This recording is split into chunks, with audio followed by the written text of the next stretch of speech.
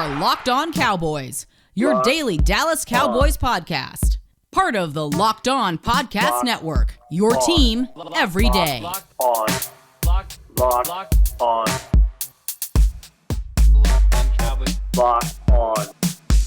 Cowboys. I am Marcus Mosher. He is Landon McCool. Together we are Locked On Cowboys, brought to you by On Location. Landon, today we are going to preview the Cowboys Week 14 game against the Washington football team. But before we do that, how are you doing today, sir? I'm doing well. You know, this is an exciting time of year. We reached the kind of end of the last little stretch of the season, right? We've gotten past the Thanksgiving gambit. I mean, as well as we did, and probably wish for a little bit better success there. But it certainly is time to kind of course correct, finish the season strong, and then see what we've got as we head into the playoffs. All right, so we're going to get to the matchups in this game, but we've got some newsy things we have to touch on first. First and foremost, do you care that Mike McCarthy kind of, sort of, a little bit guaranteed to win in this game? No. I mean, you know, the truth of the matter is that, like, did he even really do that? Or was this just like a kind of situation where he got asked and he confidently answered that he felt like he was going to win, and that became a guarantee? You know, look, we are, you know, in some ways part of the media, but I think the way that we may separate ourselves from this is that I don't really want to participate in this kind of, you know, storyline creation that happens where, you know, they ask a question and then they build an entire week's worth of storylines on the drama on it. That's not really what we're here for. So other people are going to participate in it. For me, it's a non-thing. It's not going to have any effect on how these guys play at the end of the day. If you need that kind of locker room motivation to play a good football game, you should say be for a professional Washington, football. right? Yeah. Okay, I mean, right. yeah. Can I make an argument why I really like this from Mike McCarthy? Yeah, so please. The whole time when people talk about guaranteeing, you're seeing these arguments. Well, you don't need to provide bulletin board material for Washington. They're going to come out and play fired up. I just don't think that's the case. I actually think it's the other way, right? I think McCarthy guaranteeing a win puts a little bit more pressure on the Cowboys, right? It puts and this is the way I laid it out to Peter on the Lockdown Nows or Lockdown Today is, listen, this game is just not as important for Dallas as it is Washington. It's just not, right? Like, the Cowboys can lose this game, and I looked at 538 today. They would still have a 95% chance to make the playoffs and like an 80% chance to win the division. It's not that big of a deal. Now, if Washington loses, they're in real trouble, you know, in a real bad spot of not making the playoffs. I think this is a way for McCarthy to kind of get his team amped up for a big divisional game, right? That they don't necessarily need as much as their opponent, right? Does that make sense? Yeah, I mean, sure. I could certainly spin it that way. And maybe that's, you know, maybe more importantly than you know, McCarthy talking to the media about it is that if that's the case, then McCarthy's probably been talking to the team about it. And this is just kind of reaffirming it to the media that this is what I'm talking to my team. So that just seems way more likely than the other way. Yeah. Around, right? I just, you know, I just don't. This doesn't really have a ton to do with football, you know, like this is kind of psychology stuff that, you know, it gives you 1% of an edge, you know, and I don't think Taylor Heineke on a key 3rd down and 7 is going to be like, you know what? I remember I would normally I'd throw an incompletion here, but because Mike McCarthy said that they're going to win this game, I'm going to throw a 10-yard pass. Look, I mean, if this is just a way to get casuals to watch the game, that's fine. But if you guys are listening to this podcast regularly, you're probably not a casual. Yeah. If the Cowboys lose this game, which is very possible because I think Washington's a pretty decent team, there's going to be a million other things that we can look back and say this is the reason why they lost, rather than what Mike McCarthy said in a Thursday press conference. I'm sure you're going to pick them to win. So yeah, I think there is a possibility. But you think I would pick Cowboys to win? No, Washington. Oh, yeah. So I think there's no reason to provide any more than necessary motivation than already is there. So, all right, a couple other little things. That's called a tease, everybody. By the way, it's called a tease. Yeah, okay. It's a bit for this show. 3 newsy things we'll get through really quickly so we can get to the game. Mm-hmm. La'el Collins starting at right tackle this week. Good move. Yeah. Good move. Yeah, it makes me feel I understand. Again, it does kind of go back. It's kind of a double-edged sword now, because now it's like you're still playing with the lineup a little bit. But the truth of the matter is, Lael played last week. I think Lael is still the better player right now. At least this to me reads like they are agreeing there, which I'm glad, because I really just didn't want. Really, it's just that I want to be on the same page with the coaching staff, because I want them to be right. So I think that Collins is still the better player right now. I think he played relatively well last week. I think that's kind of what McCarthy alluded to when he said that Collins is starting again this week. So I'm happy about that decision. Tony Pollard said that he tore his plantar fasciitis against the Saints in Week 13. He called himself a true game time decision. Mike McCarthy said he's going to play, which I thought was kind of funny. McCarthy playing the Jerry role now. Yeah, I know. Like, what's going on? Like, my thing is, I think it's, from everything I've read about a plantar fasciitis, and we've seen this with Omari Cooper, it's a lot of pain tolerance, right? Like, you can play, it's just how much can you manage pain. This almost feels like an old Bill Parcells trick from McCarthy. Like, hey, there's no doubt about it. You're going to go out there and play, and you're just going to suck it up and deal with it. It doesn't matter. I don't care how you feel. You're going to play. It's funny, because one of the things that he talked about was with plantar fasciitis is that it's better to tear, apparently, than to have a bruise or absolutely just an ridiculous. But I guess that's the case. But yes. you do hear that on other injuries, right? Like I think like the Achilles injuries is a similar situation, if I'm not mistaken. That it's better to have a torn Achilles or maybe it's not Achilles, but I've heard of that in other situations. So that's really odd. And I guess that's, you hope that maybe that helps him get over the pain tolerance sooner than later, right? Yeah. So we'll see. Wouldn't be surprised if the Cowboys limit his touches a little bit this week. That wouldn't be surprising. I think the Cowboys would be wise just to take him off kick return this week. You don't need him taking you don't need him taking 3 or 4 extra kick returns. Just don't let him do that. And then Micah Parsons is dealing with a hip injury. Jerry Jones says it's not going to affect his availability for Sunday. It's more of a pain thing. Are you concerned? No, it sounded like it was pretty minor. Okay. Just something to keep an eye on. It sounds like, to be honest, the Cowboys are more concerned about their tight end situation going in this game. Sean McEwen hurt his neck in practice. They're worried about him not being able to play. I've heard some rumblings that Blake Jarwin's not coming back this year. So now it's down to Dalton Schultz and Jeremy Sprinkle this week. Not necessarily great, but we'll if we get more information, we'll talk about that. All right, let's take a quick break so I can tell you guys about On Location. Super Bowl 56 at SoFi is less than 100 days away, and On Location, the official hospitality partner of the NFL, is the only place to score a once-in-a-lifetime Super Bowl ticket and experience package. Select your exact seats and choose from elite experiences featuring an exclusive pregame celebration with NFL legends, 5-star LA hotels. I didn't even know you guys had the 5-star hotels out there. And food by with a great Wolfgang Puck. I'm getting back to you. Just wait. Visit onlocationexp.com/SB56 for more information, or search Super Bowl On Location. That is onlocationexp.com/SB56. All right. Is there any smart comment you wanted to make? Go ahead. No, we have some 5-star hotels that we are. I don't know if you've heard, a major metropolitan city. So yes, we have hotels. Really quickly, Built Bar. Want to tell a cool story? Yeah. A friend of mine told me the other day that they bought Built Bars for their son for Christmas, which I thought was really cool. They're really excited to see if he likes them, because he's a teenager. He got bought, I think it was coconut brownie chunk. Some of the peanut butter brownie ones. So just thought that was really cool. You guys, that's a good stocking stuffer to be. Oh, it's a fantastic I would be thrilled about that. It's amazing. Go to BuiltBar.com, use promo code LOCK15, get 15% off your next order, and stock your stuffings with Built Bar. I think that's a great idea. Yeah. All right, let's talk about the Cowboys offense against Washington's defense, which has played really well over the last 4 weeks. How did the Cowboys have success in this game on offense?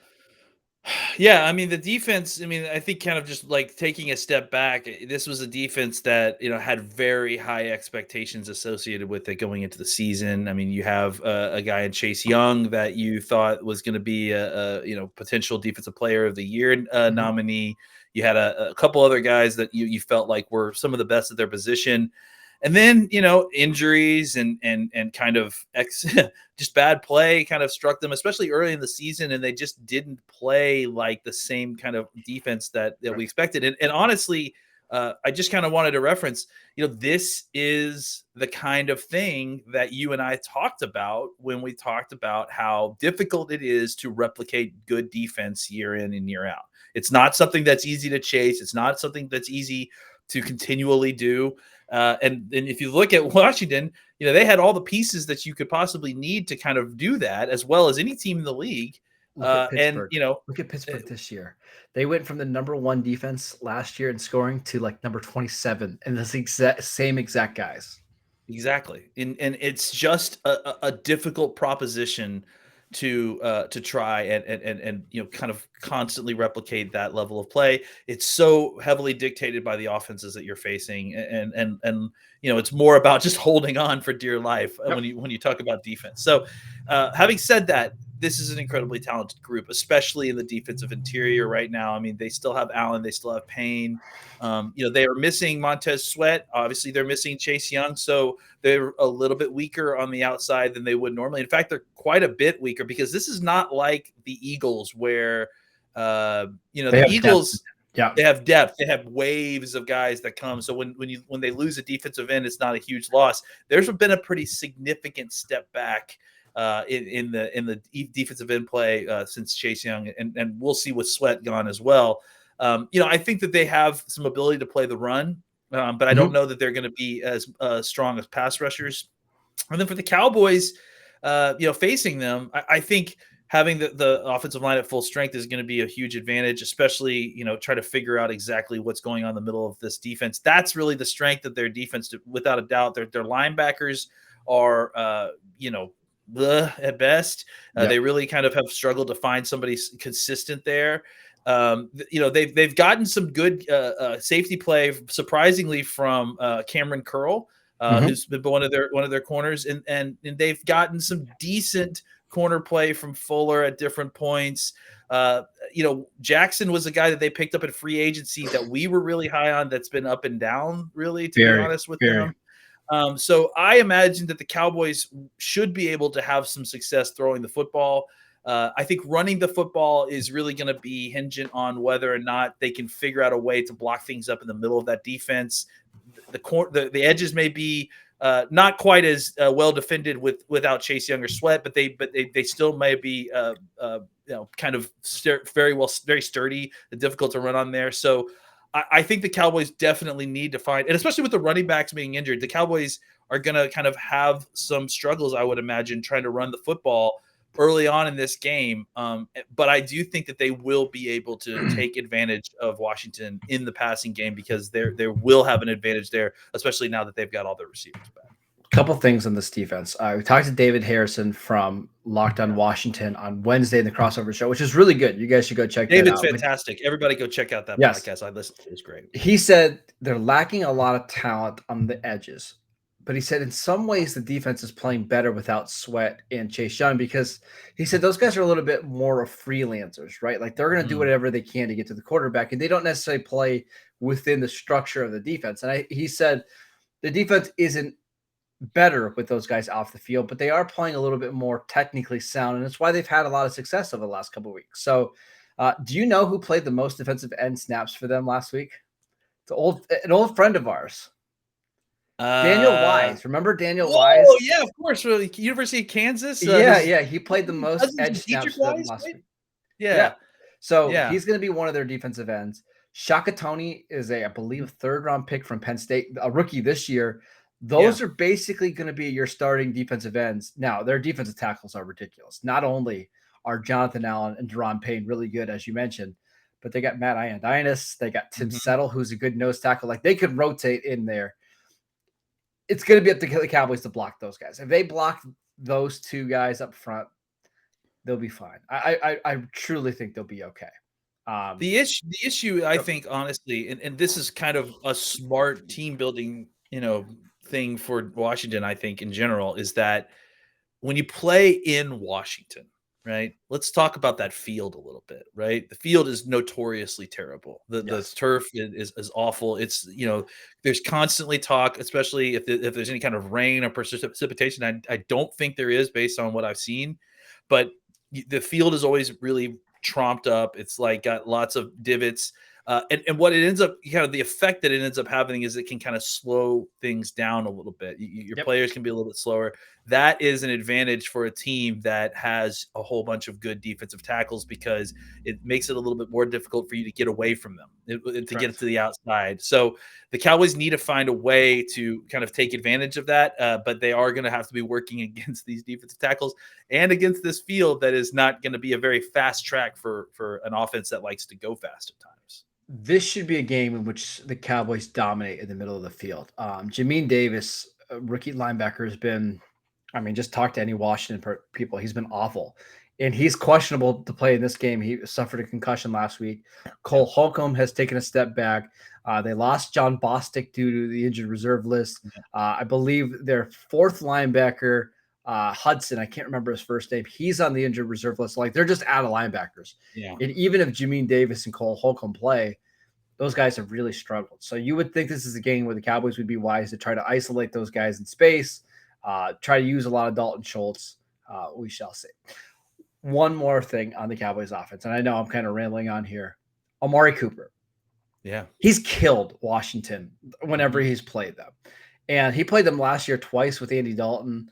Once in a game where, they were just, in that first game in Washington was just a disaster, but he's averaged over 100 yards per game against Washington during his career. I don't think William Jackson is the type of corner that's going to slow him down necessarily. This has got to be a big Omari game, I would think.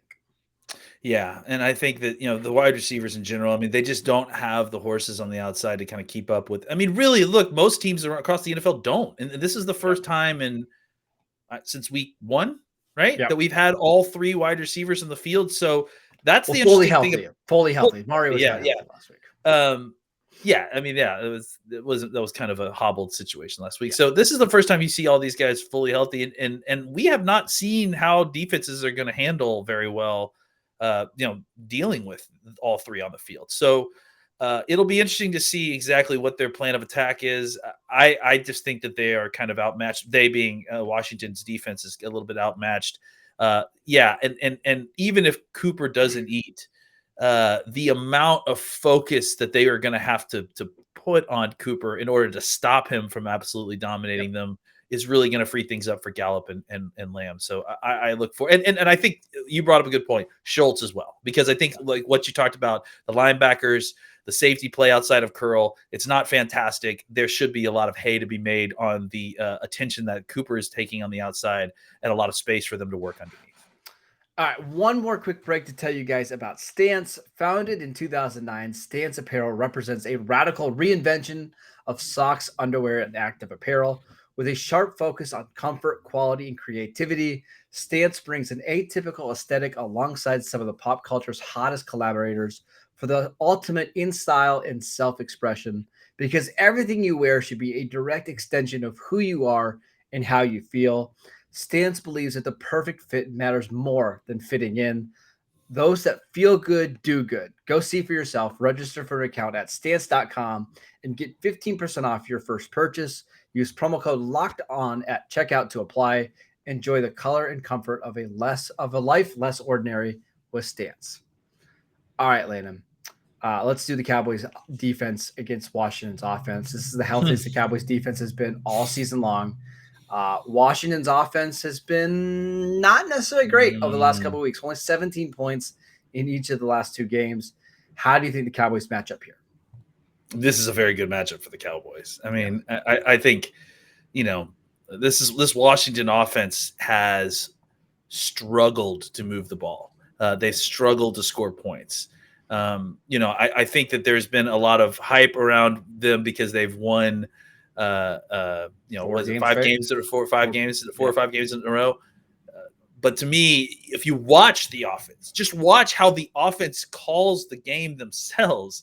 They don't have confidence in this offense. They are trying to limit possessions for both teams. They are trying to shorten the game by, focusing almost exclusively on the run game. If this Washington team has to get into a passing game or a boat race with the Cowboys, this could get ugly quickly. So for Washington, they have got to find a way. And, look, it certainly is possible against this Cowboys defense. They have got to find a way to run the football in order to consistently move the chains and try to keep Dallas's. Which I think they might be able to. They have been running the ball extremely well. They have been running the ball extremely well. I think it's unfortunate for Washington that this is the week that the Cowboys are starting to get healthy, right? Because I think if the Cowboys had to play Parsons more a defensive end because of not having Lawrence or Gregory, that would have been a huge win for Washington because the Cowboys defensive linebackers specifically are struggling against stopping the run.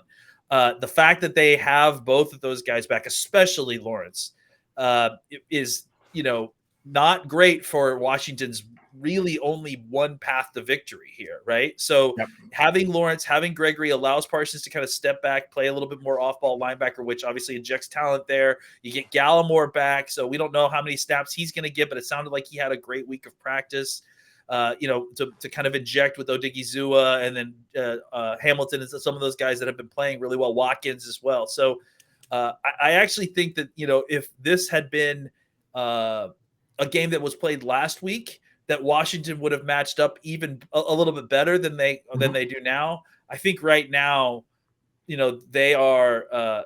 It's not a good matchup for Washington on that side of the ball, or at least it's not a huge advantage. I think that they will be able to run the ball. I just don't know that they'll be able to run it in such a way that they will dominate the time of possession, dominate the possession enough to keep Dallas's offense down.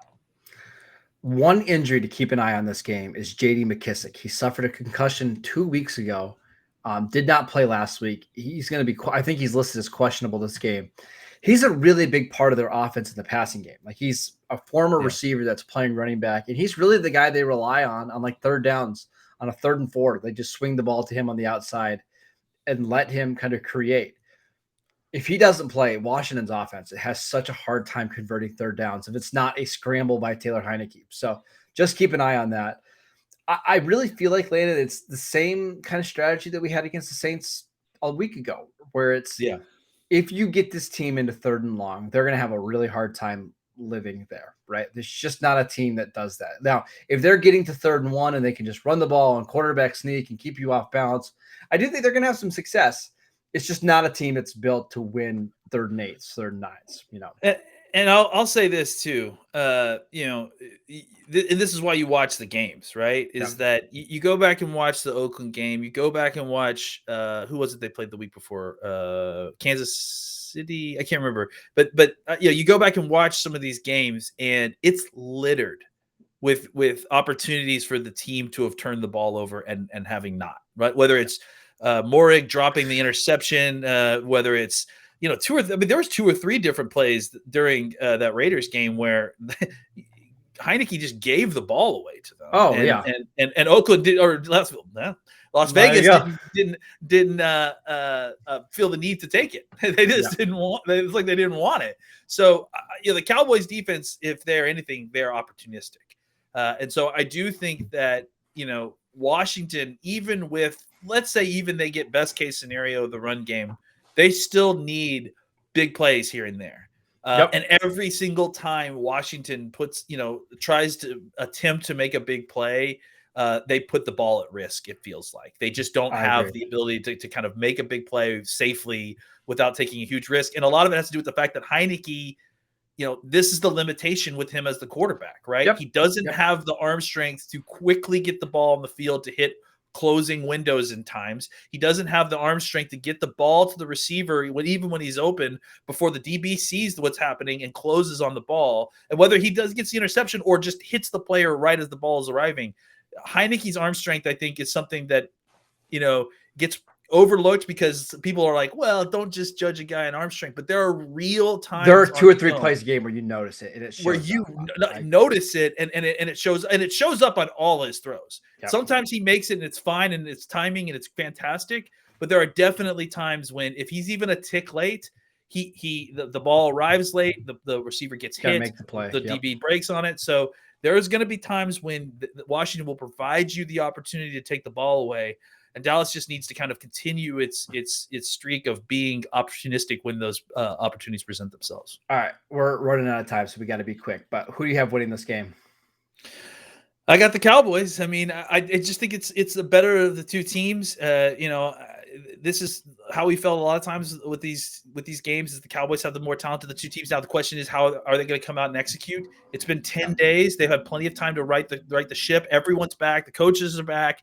I think this is going to be a Cowboys team that's hungry and ready to start winning football games again. I'm taking the Washington 23-20. See that little wink? 20. You got something in your eye? What? Yeah. Something in my eye. Wink. Just NFC East game. They're weird. That's all I can say. So yeah, that's all. That's all you probably should say with that pick, I would imagine. Just trying to stay with the bit to help everybody out. Yeah. All right. Thank you so much. Yeah, of course. I'd do anything to help this team. Follow the show on Twitter at Locked On Cowboys. Support us on YouTube, wherever you get your podcast, Apple Podcasts, Spotify, Google Podcasts.